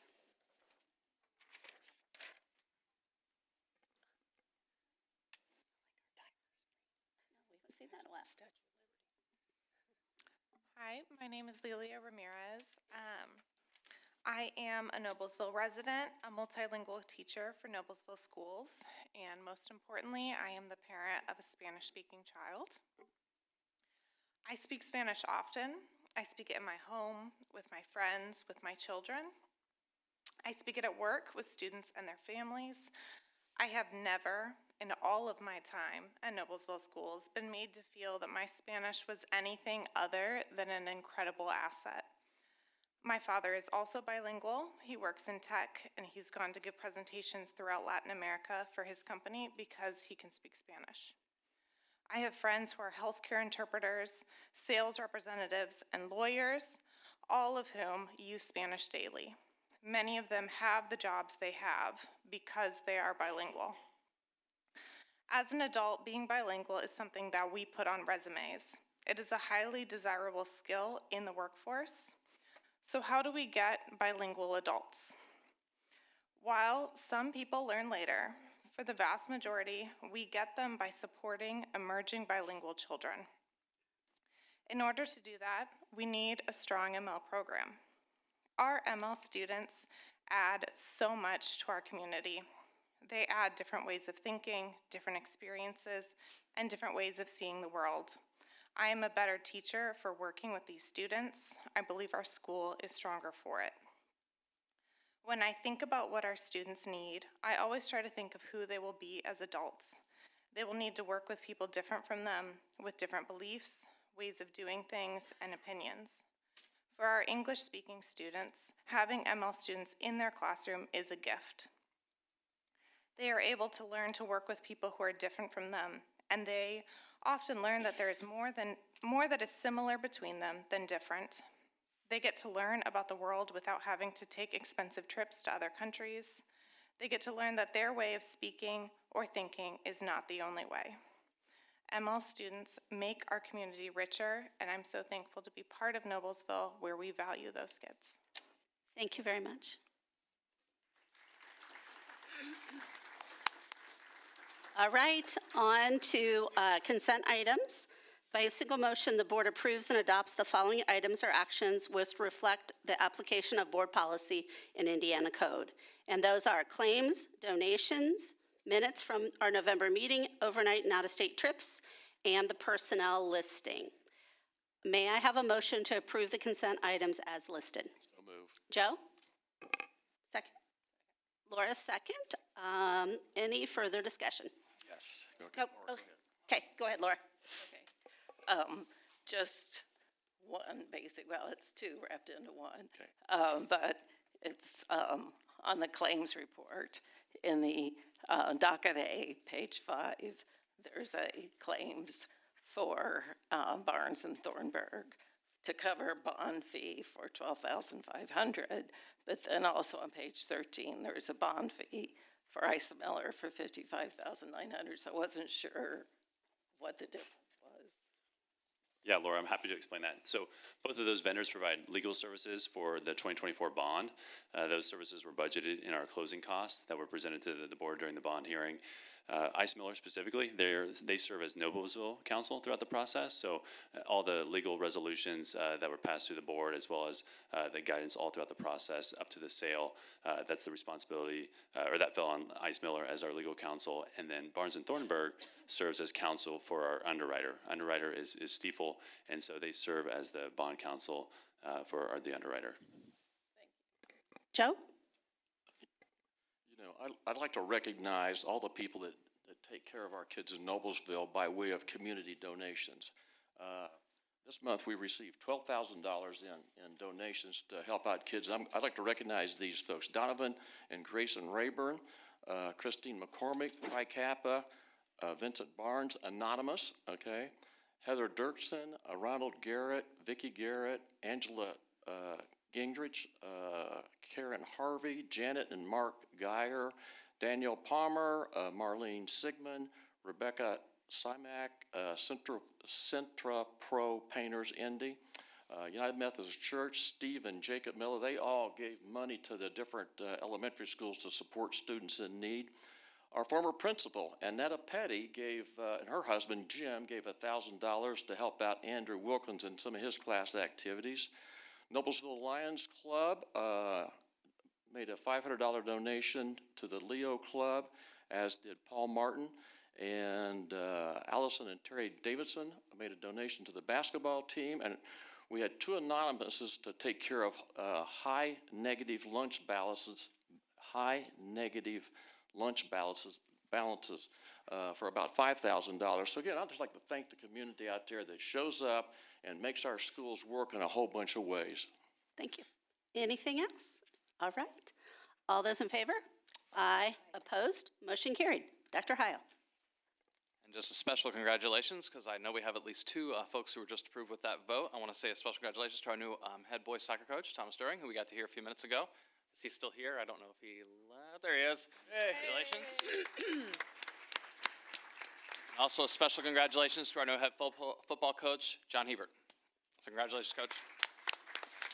Welcome, and we're very excited for the great things to come next fall for both programs. Thanks for being here tonight. Thank you. Thank you. All right, moving on. May I have a motion to approve the resolution authorizing emergency paid leave due to the unexpected cancellation on Tuesday, November 26, 2024? May I have a motion? Laura? Second. Joe? Second. Any further discussion? Actually, I have a question. So with the emergency pay plan, which I fully support, can you give clarification as to why the employees, like your, I guess, non-teachers, that what your category is, non-classified or classified? Mm-hmm. Okay. Lots of lingo. So on days that we have school closure for weather, is there a way, or are we allowed to ensure that those people get paid? Because that's also out of our control, just the same as this. Great question. And we have a document that kind of guides that Dr. Hendrick and her team put together a year or two ago to ensure other, in more typical situations like that, for those folks to have a chance to make up that pay. And at various categories, we have that laid out. This one was just very unique because of the quick nature and the safety measures. Right. It disrupted a lot of things, as you all remember. And for the benefit of the community members here, that was the day we're speaking about was the day. No one wants to hear about this, right? That was the day that we had the unexpected safety issue when many of you got a phone call from me bright and early that morning. And so that disrupted, obviously, our day very unexpectedly right before Thanksgiving break. And so we certainly don't want any of our employees to have a financial penalty on top of that. So just to give a quick explanation for what this is something that we were able to do on the back end with board approval to ensure that no one's pay is disrupted for that day, because that was very disruptive for everyone. So I have a question. Should we have a policy, a board policy on how to handle this? We actually talked about that. I would like to have some further conversation with our legal counsel on that. This is kind of so unique that I don't know if we want this to always apply, because there may be situations, like we say, we kind of have contingency plans in most situations that would work with our employees. This one just speaks some of the specifics and how quickly we had to do it. And part of what made this one different too is that IDOE did approve a waiver for this day, and so we're not making it up. If we were making it up, that actually would have changed all this again. But because of the nature, I was very sensitive to how our community in particular is affected by anything. I felt it important to ask IDOE to consider waiving this day, and I'm thankful to share they did approve that. So, And I think the community was thankful that that call was made. So I think. Sure, yeah, there's no question about that. My concern is those employees, so on the days that we have school closures for weather or other reasons, in order for some of our employees to get paid for that day, they have to use their own personal days or whatever days vacation days in order to get paid. that's true for certain classifications, but not all. We have a, like I say, we have a document we can certainly show you that we kind of try to map this out. Because again, we try to disrupt folks' paychecks as much as possible. Where it gets difficult are some of our employees truly are hourly employees, and for state regulations, we can't give them ghost employment and give them time for when they weren't there, which again is part of why we're doing this tonight. Because this gives the board authorization. The board is aware that we're paying them for this disruption when there weren't going to be hours logged. Okay. So, yeah, we're happy to show you that if you'd like to see that later. Yeah. Thank you. Okay. All right. All those in favor? Aye. Opposed? Motion carried. Next up, we have the, may I have a motion for the Little Millers Preschool and the Miller Explorers tuition for the 2025 school year? As presented, may I have a motion? Motion. Oh, second. Joe, second by Stephanie. Any further discussion? All right. All those in favor? Aye. Opposed? Motion carried. Next, may I have a motion to approve the proposed memorandum of understanding between the Noblesville Schools and the J. Everett Light Center for the 2025 school year? Motion? Laura? Second. Second by Stephanie. Any further discussion? I just have a quick question. How many students do we have that use this opportunity? Dr. McCaffrey stepped out. I'd say he would have known the answer. I'm not sure we have anyone right now. Okay. I know we anticipated not having any students this year, and I should have checked on that. I should have known you would ask me that. As I think I shared in my update on this, as we're getting further down the path with the per student, all the programs we're building, this is kind of a contingency plan that if a student really wanted something and we had no other way to offer it, we still have this ability to work with JEL. But our goal is to not work with them anymore. Right. Great question. Okay. I do have a few questions on this. I don't want to, spend a lot of time on it, given the fact that we're probably not going to need to use it, but you never know. In the program description on here, part 2, it says the JEL CC24 will manage kit contents, textbooks, dress code, curriculum format, teaching materials, or educational methods at its discretion. Should that be and educational methods? I think this is just their catch-all statement to let you know it sounds that like they're giving themselves the ability to pick and choose. Yeah, I don't read it that way, but that's a fair question. All right. And then it's $1,250 an hour for the tuition? Per credit hour is what that. I was like, whoa. That'd be quite a bill. Yes. Per Who credit pays hour. this bill? Per Is credit this hour. going on to the families? Yeah. Yep. And then what do they mean by non-participating schools or non-participating students? Where do you see that? It's on the second page, where it references both of those. So let me reread this, make sure I'm going to answer this correctly.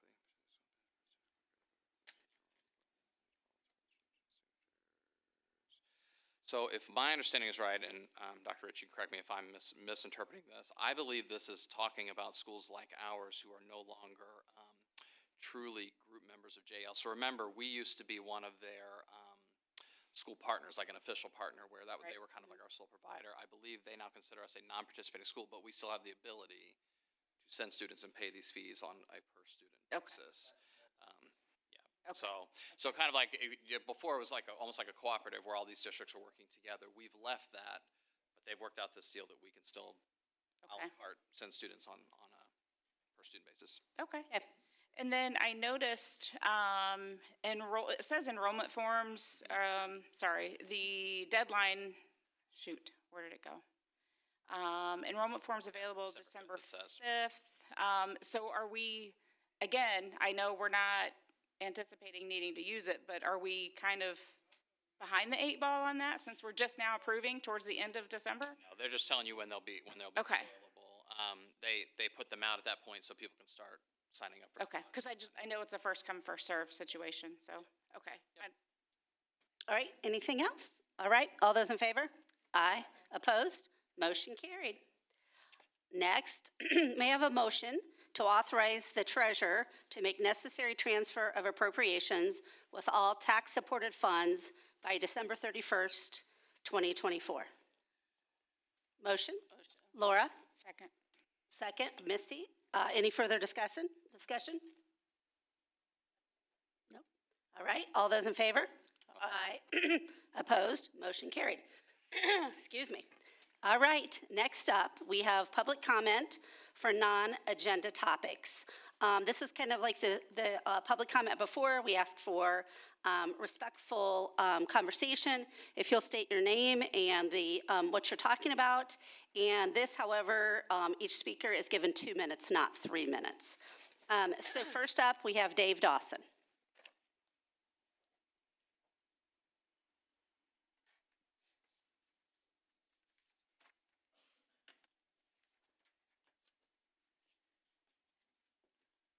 Thank you.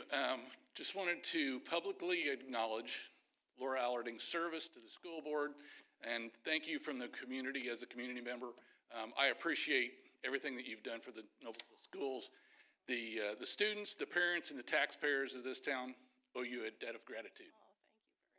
Thank you very much. Thank you.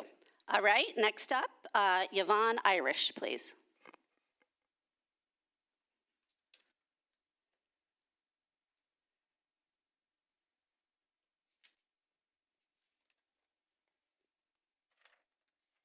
I too want to acknowledge Laura, carefully here, for her years of service to the schools and the community of Noblesville.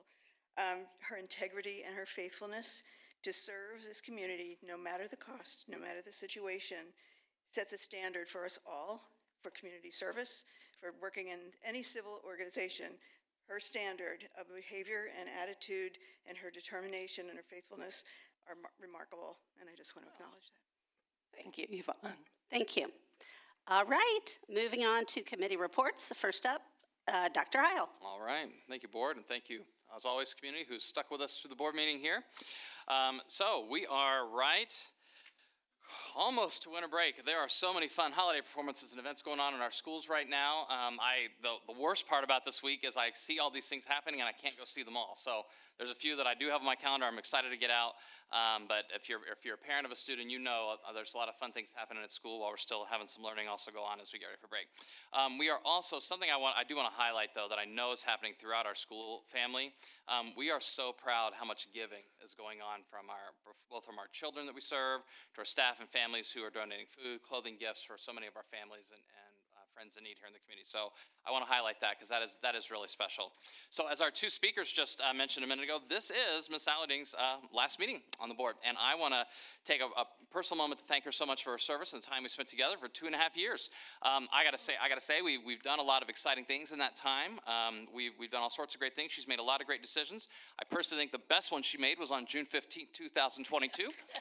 She really knocked it out of the park at that meeting when she hired that new superintendent. But jokes aside, we really have accomplished a lot in her time. I've really appreciated getting to know you and all the conversations we've had. I feel like I've learned a lot from our time together and just wish you so well. So I had Karen hang on to it so I didn't spoil the surprise, but we do have just a small gift for you, Laura. I want to present this on behalf of the district as a thank you, best wishes, and I hope this reminds you of Noblesville Schools. All right, I'm almost done. So looking forward, in just a couple weeks, we'll be right back here at the board meeting because those who know Indiana code know that the board has to required to meet pretty quickly in January of the new year to reorganize and go through some legal steps. So for that, we'll be welcoming our new board member, Brett Richardson, who'll be sworn in at our January meeting. And then the last thing to share, as I do at every school break, I will be sending out a winter break video message on Friday to all of our families to celebrate the start of winter break. So if I don't see all of you, have a safe and restful, relaxing time off. And we look forward to welcoming our students back on January 7th. Thank you. ELA Review Committee, Stephanie and Misty. We just heard about that. But Yes, and unfortunately, there is nothing more we can add to that. So I think they knocked it out of the park on that, and we're going to leave that to them. Okay, Stephanie, great. Yeah. Okay, all right. Now, I will clarify, though, I will add on that we did within the last couple of weeks, there were 5 meetings that we had. Each meeting was a presentation of a vendor for the language arts program.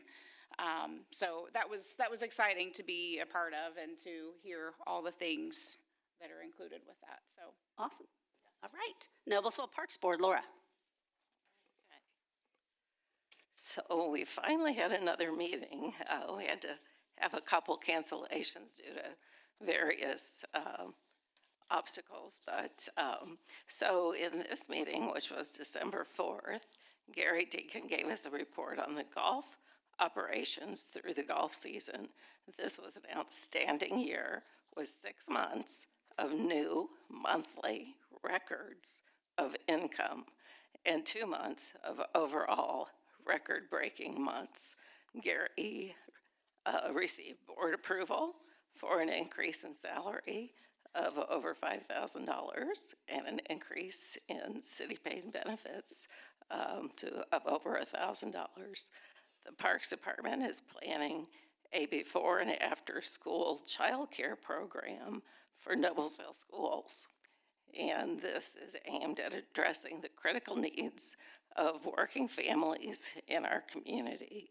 There will be structured activities, academic support, and physical development. The cost is significantly lower than many academic other programs. The combined before and after care is $200 per month. We also talked about this summer camp 2025 field trips, which there will be 8 of these field trips, 1 per week. And these field trips are really great. They range from going to the Indianapolis Indians baseball game to a trip to the Fort Wayne Zoo. The Parks Department hosted a new holiday event, which was on December 14th. This was Hamilton County Llamas for the 2024 Noblesville North Pole. Other business in our board meeting included decisions to hire an interior designer for the Fox Prairie Golf Pro Shops, and that building has inferior flooring, walls, bathrooms, snack bar, and a lot of deterioration due to age. The designer will prioritize the remodel, and this will be done by Kelly Mangan. There will be a small increase in the golf rates for 2025. This includes daily rates, outing rates, and season passes. The increase rate is $2 to $3 for green fees. These rates have been benchmarked against neighboring courses to ensure we are competitive and meeting our financial goals. Earlier in December, the park offered letters to Santa and a candy cane hunt. The ongoing activities include carriage rides, and Santa carriage rides, and ice skating.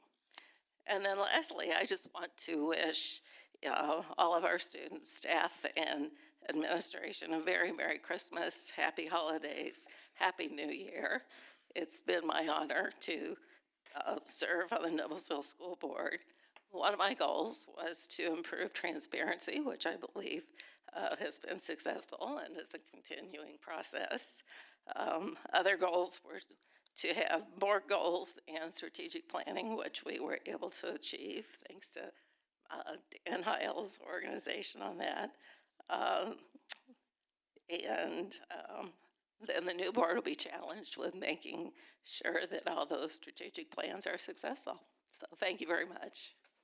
All right, next up, Noblesville Redevelopment Commission, Stephanie. We met on the 5th of December, and that meeting mostly was made up of a presentation that was given According to state law, the RDC provides a presentation about budget with respect to property tax proceeds, long-term plans for allocation areas, and the impact on the taxing units. The presentation was given by the Reedy Financial Group, and the presentation will also be given, or a very similar one will be given at our upcoming board work session, which will be a joint meeting with City Council on January 28th. And this meeting will be open to the public, so anyone that would like to come and learn more about that is welcome to attend. Also, the Bolden property, located at 151 North 8th Street, was transferred from the Community Development Commission to the RDC to prepare it for future development. Thank you. Noblesville Schools Education Foundation, Stephanie. We met on the 21st of November. The fall 2024 grant winner was art teacher Caroline Hayes from Noblesville High School, who won a $6,500 Spanish Artist in Residency grant. World-renowned artist Beatriz Vasquez will be working with students in Spanish classes, drawing classes, and ML academic coaching classes to create an installation that recognizes and celebrates our students. Also, NSCF will be funding another person to join their team part-time to help with Education Foundation finances. Tomorrow is Thank an Educator, and it is an event where cookies and thank you messages are distributed to teachers who are selected by students in the district. It's a really neat thing. Additionally, it has been confirmed that the Education Foundation will be collaborating with the city for mental health services for students and staff, and they will each be contributing $50,000 to the cause. And last, Millerpalooza planning has begun and will be March 14th, so mark your calendars. Thank you. Noblesville Youth Sports Alliance, Misty. All right, not a lot going on at this point in the season.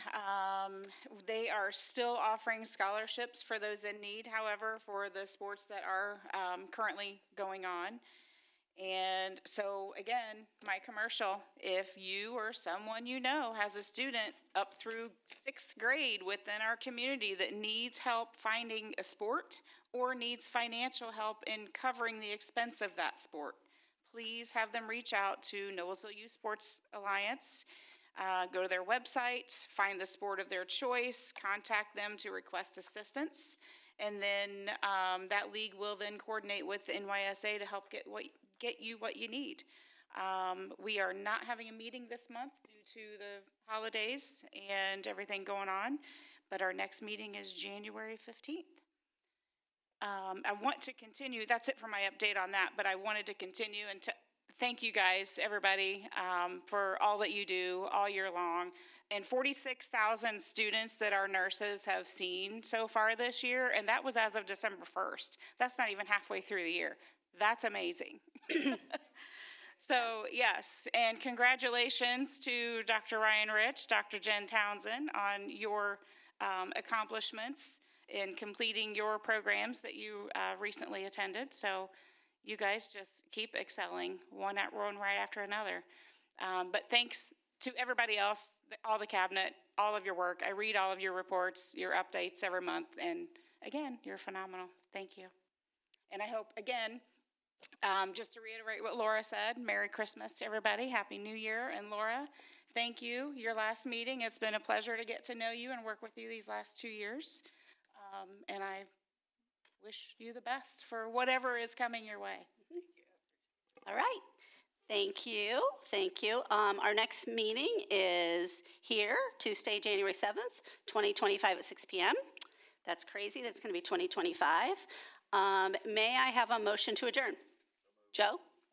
Second, Misty? Any further discussion? Just wanted to direct a question to Heather in your report.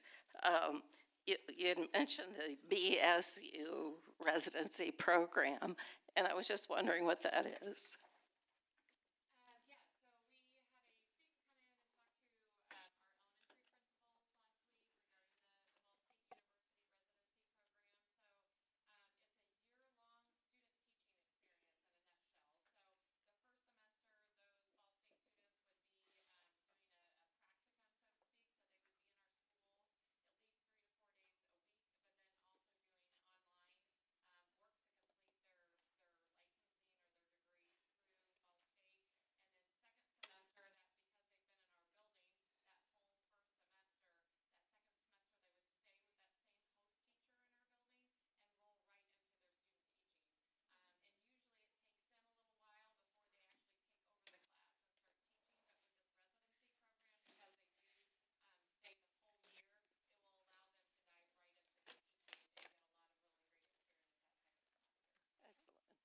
Thank you.